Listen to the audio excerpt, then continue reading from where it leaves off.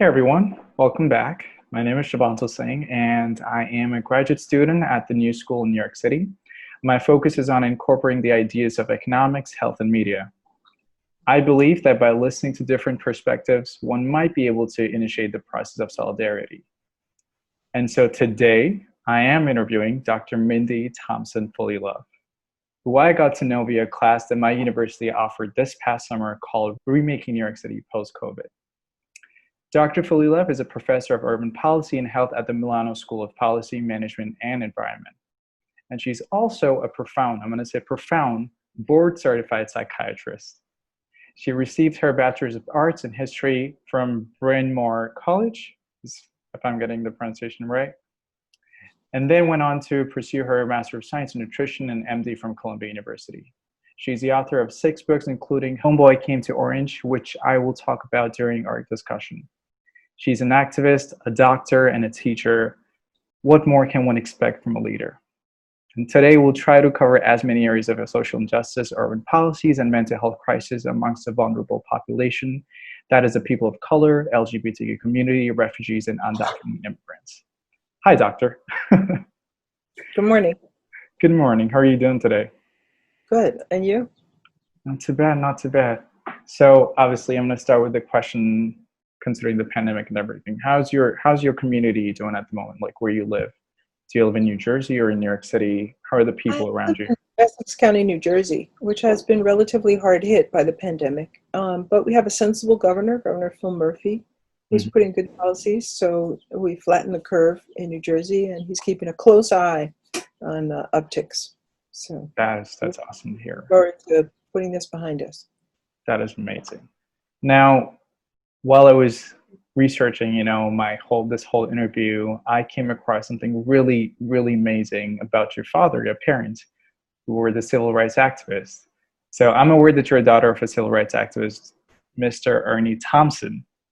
Yes. And your parents launched a successful campaign in Orange City to desegregate local schools. How does it feel to carry a legacy as an activist? My father launched many successful campaigns. Okay. And he was a very successful organizer. And so those are big shoes. You can't really walk in them. They're too big. So, but I do always appreciate the lessons that he taught me and the opportunity to work with him on his book, Homeboy Came to Orange, A Story of People's Power. So, so it's a great legacy, which I pass on to my children, grandchildren, and my new great-grandchild. Oh, congratulations on that. So, and back when you were witnessing your parents' hard work, did you think that the fight for equality would still be an issue in the 21st century?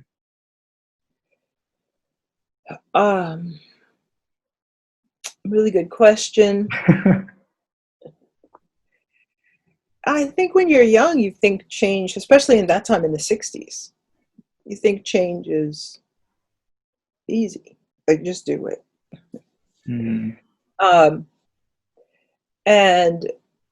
I hadn't witnessed any of the big pushbacks of the capitalists and the right wing, quite so up close and personal.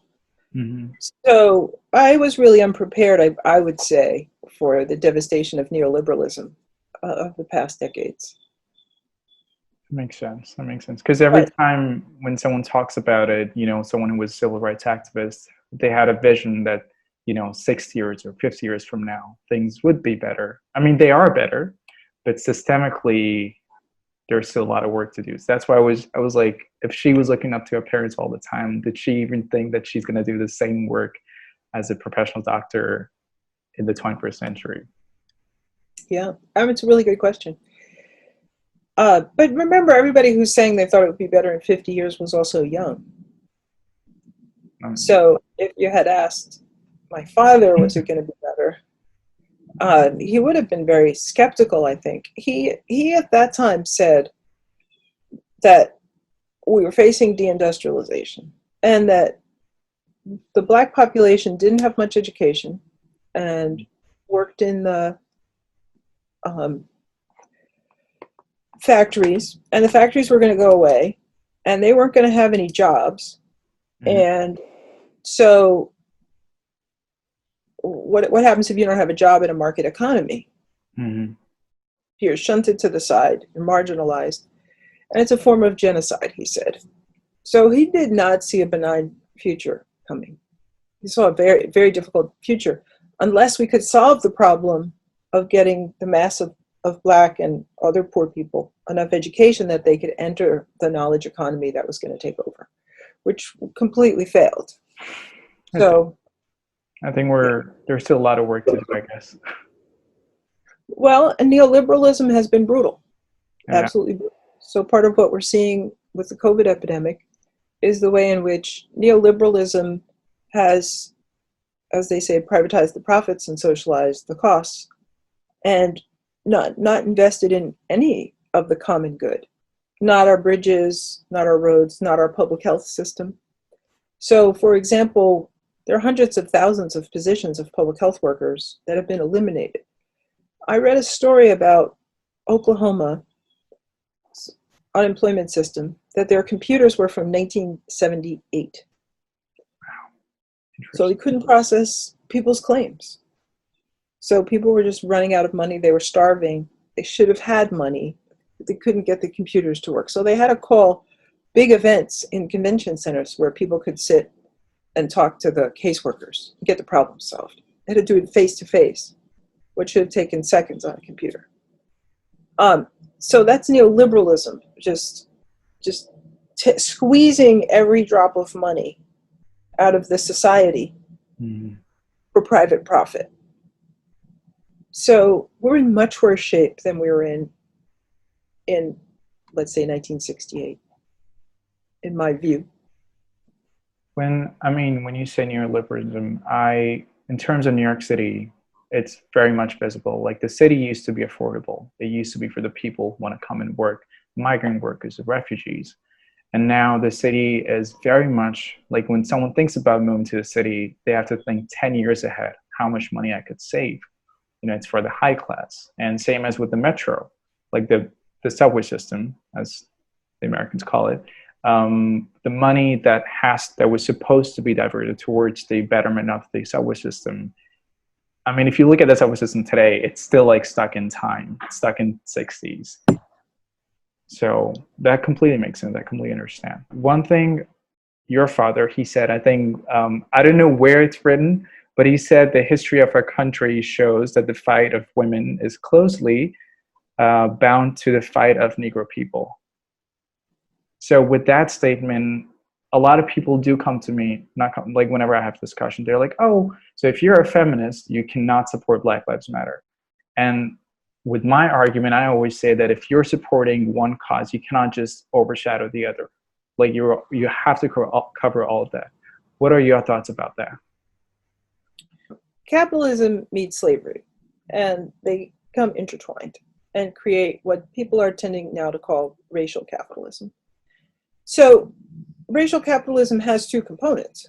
One is developing, that it develops racism, right, which has to do with the super exploitation of Black and other people of color. But the other part is capitalism, which has to do with the exploitation of working people. Mm-hmm. These two are fused. They're never separate in the system. But the tactic of the system, and the reason racism is so useful, is to divide people. So it divides white people from Black people with the lie that white people are different, right? And this is very consciously done. It's done very early on. For example, historians have documented how Bacon's Rebellion in the 1600s is managed that way, so that white indentured servants and Black slaves who are fighting together are given different punishments to divide them and turn them against each other. Indeed. So in neoliberalism, we see a real advancement of identity politics, which are about the fracture. So I am speaking for so-and-so, and I want to win for my cause. But it really represents the strengthening of the fracture and the weakening of our ability to work together to have solidarity. So it's a triumph of neoliberalism and racial capitalism when people say such things. They don't understand the system that we're in. Well, the thing is that the sort of simple identity politics or simple nationalism can't work in this situation. You have to have internationalism. You have to also have a sense of solidarity with other people. What is the best possible? I know there is no particular answer to it, and if there is, I really hope you have it too. But what is the best possible way for someone who's asking, who's trying to understand what neoliberalism is? How do you explain in a very layman term? Like, this is what it is, and you can give like a very simple example. That's a really good question. So really, neoliberalism is a fancy name for capitalism. But capitalism can be on a continuum. And so neoliberalism is kind of the end of capitalism, in which they don't have any regard for sharing with the whole society. It's all about how to get the concentration of wealth and take everything for the wealthy. Think about the Trump tax cuts. So if the Republicans said for so many decades that they were afraid of deficits, as soon as they got power, they created this tax cut for the rich, which created a huge deficit, and only went to the rich. Didn't go to working people at all. They didn't care about working people at all. With the unemployment benefits, they're saying, oh, wow, it's giving us a deficit.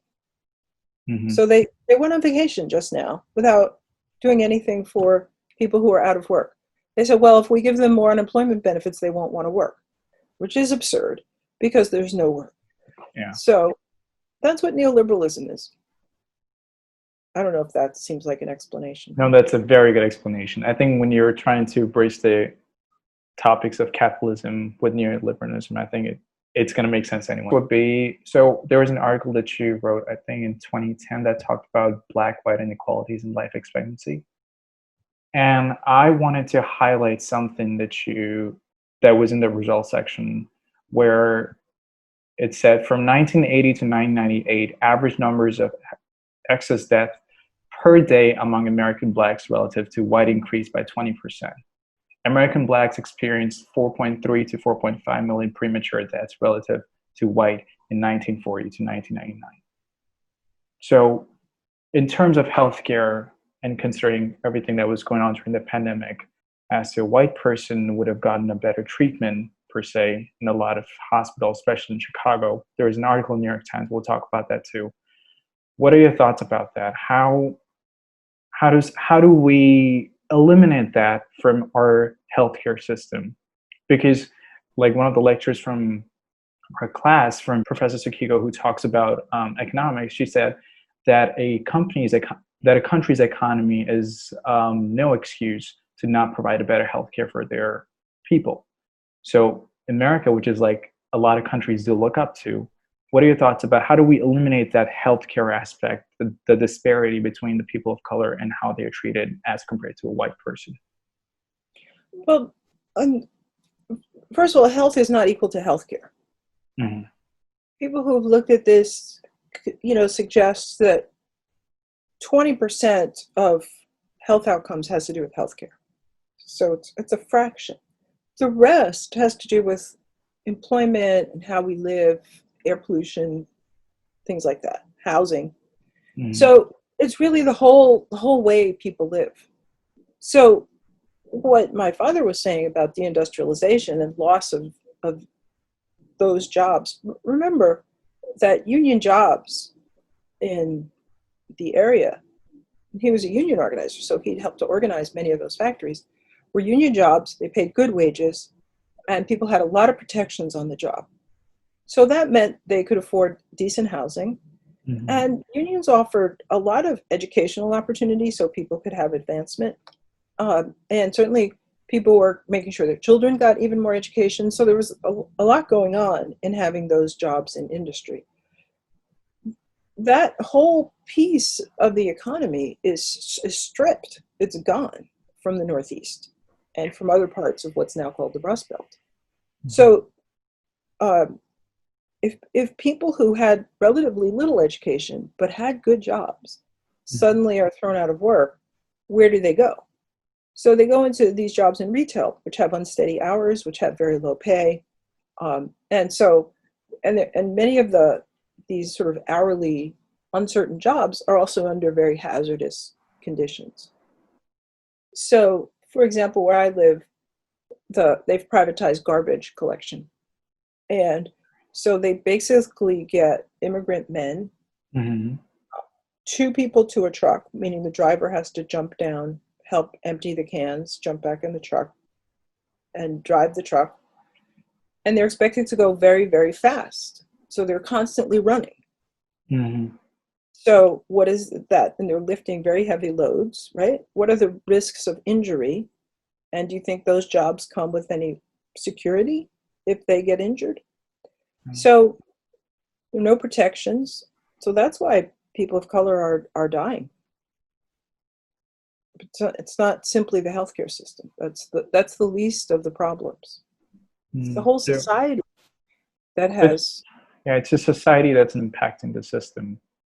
And the healthcare was basically not, when I say healthcare, I was talking about hospitals, health. But the disparities that exist, I don't know how long it's going to take. And what do you think a person day to day, like a normal person, can do to contribute to that cause, to make sure that like the people of color living around that person, they don't get discriminated, or they get equally treated as they are if they were at a privileged state? Well, see, it would help our understanding of health and disease if we understood that hospitals are disease management. You don't go there to get healthy. You go there to get your disease managed, right? So let's call that the disease system. Okay. Just for purposes of clarity. Okay. And the health system is the good housing, good food. I read a statistic, I don't remember where, that 25% of Americans are paying more than 50% of their income for rent. And that's way too much. Then you have nothing left for all the other costs. It's very unstable. You fall behind, you get evicted. So it's creating a horrible, unsustainable situation. Mm-hmm. So the living system is squeezed. Why is there so much pressure on the housing system? Because early in this evolution of the neoliberal state, one of the things they did was say that housing should not be built by the government, it should be built by the private market. In fact, the lawyer who mentored Donald Trump, mm-hmm. one of the people who fought for that and succeeded. So we don't have, and when they did build public housing, they built it in a shoddy, ugly fashion so that it fell apart, and people said, oh, look at the poor people, they have terrible housing, they don't take care of their housing, they're disgusting. So it reinforced stigma against the poor and working mm-hmm. people. So we get to this situation, and then you say, well, how do you fix this? And that's a really good question. One of the expressions that my father got from the Black church was, lower your buckets where you may. So wherever you are, just get started. So you mentioned that he worked on desegregating the schools in Orange where we lived. And then he worked on other campaigns in Orange where we live. Just sort of look around and see what the problems are and get started, and find other people who want to work on them. And the thing is that anybody can do this. And in the beginning, we don't do a very good job because we don't know anything about organizing or politics. But after a while, we get a little savvy, and then we start to do a good job. So my dad, when he started, he made a lot of mistakes organizing, but the more he did it, the better he got. So we just have to get started, work with our neighbors, look around and see what the problems are. There's so many problems. Because you mentioned something that your dad, I'm really curious to know more about him. Like do you remember like one instant that he realized it was a mistake and then he corrected it? Oh yeah, in his book Homeboy Came to Orange, he tells a number of stories of his early mistakes. One time he was working in a bowling alley and he thought they should get paid more. In those days they didn't have automatic pin machines, so they had boys who would set the pins up. And he took all the other pin boys to see the boss, and they said, we want more money. And the boss looked at all the boys and he said, well, Thompson says he wants more money. Do you boys want more money? And they all said no. And he said, well, Thompson, why don't you go get a job someplace else? So he lost his job. So That's a really good example. And with the same article, I wanted to have like two more places that I've highlighted. One in conclusion, where it says the rationale that underlines the optimistic, healthy people 2010 forecast that future success can be built on a foundation of past success is not supported when relative measures of inequality are used. What do you mean by that? In a very simple term, I know what it means, but someone who's trying to understand the disparity, how do you explain that conclusion? My experience of the government in speaking to people is that they always try to make everything sound fine. Donald Trump saying when we had one case, we got it all under control, it's going to be gone, is an extreme example, but it's not different from how they try to pretty up whatever they're doing. And so, when they wrote Healthy People 2010, which is an official publication of the Health and Human Services Administration, they were trying to say, well, we have past success, so things will get better. But they weren't really looking at what was going on. So the point is just to challenge that there's a false presentation of the situation. But that's very typical for the government. It's hard to get plain speaking. You just in general don't. Which is why people treasure Dr. Anthony Fauci so much, because he's somebody will give you the plain truth and understands racism, and understands sexism, understands homophobia. He's been in the trenches with people. So that guy's the real deal. He doesn't fake the numbers. Definitely. I think everyone just looks up to whenever he's about to speak. I was like, when is he going to come on TV next time? Yes. So as we all know how devastating it was to hear about the crisis at Elmhurst Hospital, New York City and Queens, and when New York City was the epicenter of the pandemic. What do you think went wrong in terms of protocol? And what could have been done to prevent that mass fatality? I know it's a broad question. A lot of things could have been done, but from your perspective, your point of view, especially because it's a public hospital and a lot of refugees and undocumented immigrants flee towards that hospital. Well, here you really get into how does the disease management system, yes, quote use unquote, that term, because it's not the healthcare system, it's not the disease, healthcare, disease management, yeah. The disease management system, how is it organized? So it's organized along lines of inequality. So there are very few resources in the hospitals that serve the poor, and many more resources in the hospitals that serve the rich.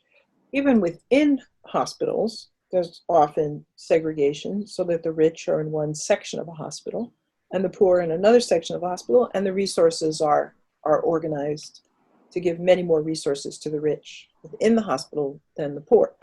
When I was training at New York Presbyterian Hospital, there was a whole hospital for wealthy people. So there was Presbyterian Hospital, which was, which you might call it public hospital, and then there was Harkness Pavilion, which is where the wealthy people got their care. Completely different. They were separated. So, so take a hospital like Elmhurst, which is in Queens, supposed to serve poor people, that doesn't have adequate resources. Mm-hmm. So it's inadequately resourced, and then gets a surge way beyond normal capacity, and it's just overwhelmed. It's like a tsunami. There was a tsunami of cases coming at these hospitals. Mm-hmm. So there are several problems. One is that we failed in the early containment, but we also failed because we were going to get it under control and it was just going to miraculously go away. We failed to do any of the things other countries were doing, like stockpiling personal protective equipment for hospital staff and making sure it got out to the hospitals where it was needed. There was no good supply management once things got rolling. So there was, utter chaos. And I think it's, people in public health would agree that basically it's the biggest health catastrophe of our time. There's a very big investigation in today's New York Times about the whole epidemic as it's played out in the United States. And they compare us to other countries. And basically, if we had done as other, say a best case scenario, we would have 3,000 deaths as opposed to 155,000 deaths. Now, some of that has to do with these operations of neoliberalism, and some of it has to do with operations of race and class oppression, which are the same, right? So, it's just a real blatant disregard for poor and working people. That do they have even a right to live? My father used to talk about it as man's inhumanity to man. This is the anniversary of the bombings of Hiroshima and Nagasaki, and which is always a moment to pause and think about what we're capable of in terms of unleashing death on people, unnecessary death on people. But this is also an example. This is an example of unleashing unnecessary death on poor and working people. It's highly criminal. So I completely agree with that. As a matter of fact, when you talked about PPE kits, personal providing with that, I was interviewing Mr. Michael H. Goldberg, who's the executive director of LIJ New Hyde Park. So I was interviewing him, I think, yesterday or day before yesterday, and we talked about, I was like, so how was the hospital? How was it dealing? And what about the PPE equipment where you guys, were zero shortage? He was like, fortunately, our hospital was completely capable of providing extra, more PPE equipment, and we had enough for our staff. We didn't really lack the PPE equipment. And I was like, then maybe it was only the public hospitals. They didn't. That was surprising to me too. And LIJ is, where it's located. It's half in Queens, half in New Hyde Park, half in Long Island. So Queens, like the people from Queens it is very accessible, but again, it's not a public hospital, so they go towards Elmhurst. So when you say that, it's really surprising when you're comparing two different types of systems that exist in the same geographical state. Yeah. I really don't know how to have a good transition from that, because that was a really good conversation. In terms of George Floyd and Black Lives Matter and everything that's going on, that has been going on, I'm not going to say it's going on. Racism is a public health issue. How would you explain that to someone who does not understand the basic concept of equity? I guess the question that comes to my mind, is there anyone who doesn't understand the concept of equity? I think people don't think that other people should have a fair share. But they certainly understand fair share. In any survey of Americans asking about fairness, Americans are very big on fair share, right? Very big on it. It's not that we don't understand equity. It's, do we think so-and-so deserves it? Right. Undeserving immigrants, undeserving poor, undeserving Black people. But I think Americans understand equity. An adult said to me they didn't understand equity. I would refuse to answer that question. That's just me. I've had conversations with people, of my age. They, like you said, they understand equity, but they don't understand why it should be given to the underprivileged or the people of color. Yeah, like exactly. that's where they lack the understanding. So right, like it's equity for me, not you. Not you, exactly. Yeah. So as I was talking about disease prevention, not the healthcare disease, that's a separate thing. There was an article from New York Times that talked about medical bias. And as a matter of fact, I do have that article on me. And there was an incident that this happened in Chicago. It might have happened in a lot of other places too, but it's about this guy. His name is Reginald Ralph, and he was trying to fight. He had a high fever and everything. He went to the hospital, and the staff nurse, the urgent care person, was like, you could just take this medicine and go home without even testing for COVID-19. And this was during when New York City was at the peak. And a week later, he died in the basement. That kind of medical bias, how long do you think is going to be there, be a part of the system? How long do you think the medical bias is going to sustain? You open this conversation by talking about solidarity. Mm-hmm. And I think at the heart of this issue is solidarity. I think we will have bias as long as people think it's only about me.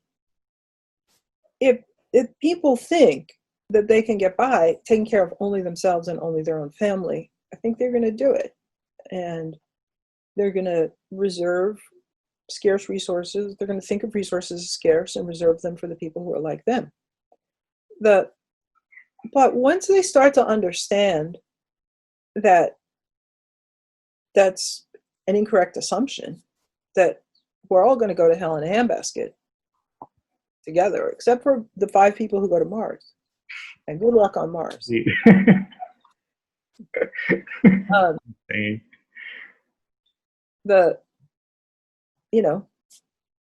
No, totally. This is about some of the fundamental assumptions. But the nice thing about assumptions is that, and this is like the great finding of psychiatry, is that fundamental assumptions can actually be changed nearly instantly. And if you can help somebody see that their assumption is wrong and get them on a sound footing, they can work out the rest. Not instantly. Old habits die hard. But pretty quickly, they can work out the rest. So let me give you an example. The most popular therapy in psychiatry these days is called cognitive behavioral therapy. And the basic assumption of cognitive behavioral therapy is that people who are depressed have all or nothing thinking. All or nothing thinking is wrong. So they'll say, nobody loves me, or I have nothing to live for. Mm. It's not difficult in a conversation to show that somebody loves you and you have something to live for. So you break up the all or nothing thinking. As soon as there's a something, then you can work on focusing on that. And the example that's commonly given is the glass half empty or half full? You can look at it as half empty, or you can look at it as half full. If you look at it as half full, you're going to feel better. So are human beings created equal, or are they created unequal? So as soon as you realize human beings are created equal, you're going to operate on that basis, and the outcome is going to be better. Completely. There's not absolute scarcity in the universe. There's enough for everybody if we start from the assumption we have to take care of everybody. So it's relatively easy to challenge that assumption and for people to change it. And my father told me many stories of, in his work in Orange and in his work in the Union, of people coming up to that assumption and realizing they were wrong and beginning to live in a new way, and what amazing things happened in their lives as a result. So this is very possible, very doable. It's not hard. That's an amazing thing. I know. I think when people realize that it's not hard, like you can literally just start, right now as we are talking. You don't have to go and build, big bridges. You can literally start from your community. I think but it's really hard when you get to know that a big portion of big chunk of population, they don't understand that concept. They're just waiting. So I completely agree with that. They do understand equity and fairness. They do, and they believe in it. Do you think they understand equity and fairness? But yeah, look at the polls of Americans. Americans understand fairness. Mm-hmm. So that's not the issue. Mm-hmm. The issue is, do you think the way they're implementing is wrong? The way they're transcribing what fairness actually means? Or do they just don't want to accept the fact that, okay, fairness is there, but I don't think it's fair to that person? Yeah, that's where the gap is. I believe in fairness. I just don't think you're a person. Makes sense. That makes sense. And the last, not the least, I wanted to cover the mental health crisis amongst the vulnerable population. When I say vulnerable, I mean refugees and undocumented immigrants who are located in Queens, especially in Queens. With therapy being available to everyone, why is it that the undocumented immigrants and refugees, they don't have access to it? Because obviously healthcare, not the healthcare, health insurance that they have, or a lot of them really don't have insurance. When they are going through a mental health crisis, how do they deal with it? Is there a solution for them to have a better mental state in order for them to sustain and be and work their way when they're in the country? People are in a mental health crisis, meaning very many people have anxiety or depression at this moment, across the board, not just among the vulnerable, though the rates may be even higher among the vulnerable, because of the terrific uncertainty that we're in. And we're in a very difficult position, and the leaders of our federal government are determined to make things worse. So this is making people nervous, as it should. So that they are nervous is not irrational. We can't take it away. I can't take away your anxiety because we have a president who's trashing the poor, which puts all of us at danger. So going to therapy is, in my opinion, not what people want or need. What we need is our society to start behaving in a rational manner. And so the issue is, how do we do that? Or are we helpless until there's a November election? What is it we can do? And the answer, in my view, is absolutely that we are not helpless. But it's not about individuals. And it's not about what I can do. It's not about me, right? It's about us. This is really where your concern about solidarity really shines through. So urbanists figured out a long time ago that the powerful strata of the city is its organizations, of which there are so many that I don't think you could even count them all, like the stars in the sky. And those organizations are actually where people turn in times of need. So they turn to their church, they turn to their community center, they might go to the grocery store where they know the owner, try to get credit. They turn to organizations that they're in touch with for help. So these millions of organizations have the power to unite and work together to create a space that's rational and loving. And within that space, people can take on the problems of the policymakers. So begin to move the whole system. I can't move the whole system alone, nor can my one organization or the 5 organizations. But if my 5 and your 5 and somebody else's 5 and somebody else's 5 all work together, we have enough power to create a space of rationality and love within which we can tolerate this and we can move the system. So this is called collective recovery. That was my next point. That's right.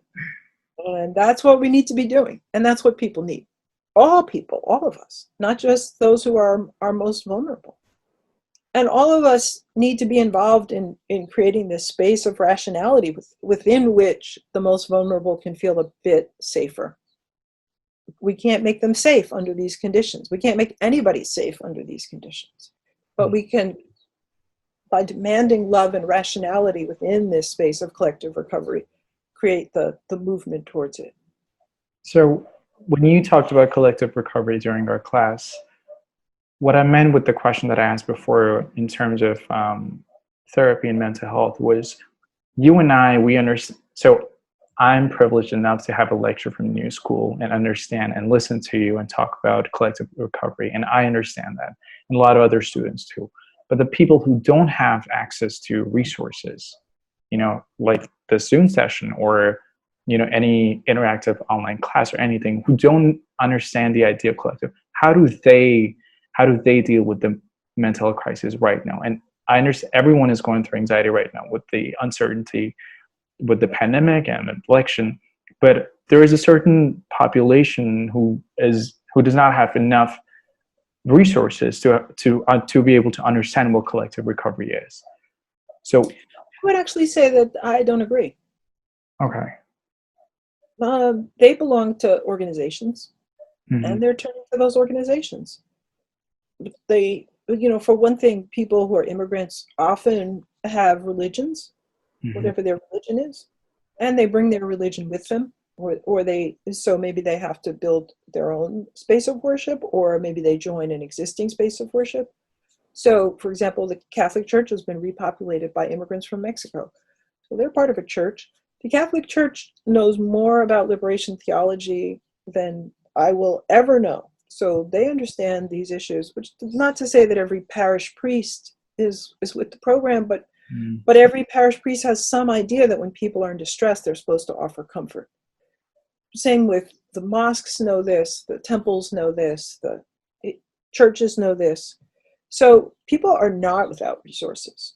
But the issue is that the organizations, and this is at the organizational level, not at the person level, the organizations don't necessarily know that by locking arms in solidarity, they can create this much larger space of rationality. So it's really at the organizational level, and people who lead organizations are not without resources, and they are not without knowledge. So the man on the street might not know more, but the leader of the church, the leader of the temple does. So everyone has a community to go to. Everyone has a community. Everyone does. Everyone does. It's a remarkable thing about the city. Everyone has somewhere to go. I agree with that. I completely agree with that. So just any last thoughts? The one thing I wanted to ask you was, for someone who's trying to understand what's going on with the pandemic and elections and everything, what would you recommend for that person to become more knowledgeable? What would you recommend that person, like books or anything that you would recommend that person to read, or how that person can understand what's going on in the society right now so he can better deal with it mentally? Well, it's they say newspapers are the first draft of history. So you're obviously following the news very carefully. I think people have to read the New York Times every day. And there are two economists that I follow that I think are, really help me have an understanding. And one is Paul Krugman, who has a twice-a-week column in the Times. And one is Blair Hake, who posts on Medium. They both have quite slightly different but quite dire assessments of the situation we're in right now. So it's a little hard to take, but I think they're giving it to us straight. Awesome. I think everyone's going to listen to this conversation is going to take away that. But thank you so much. I really hope you had a good time during this interview. I had a great time. You're a wonderful interviewer. Go on TV. All right. I hope to see you on campus, and really excited to meet you. All right. I don't think you'll see me on campus, but maybe you could take my class. Okay. I'm going to do that. Campus again. All right. Thank you so much, Doctor. It was a pleasure talking to you. Bye-bye. Bye.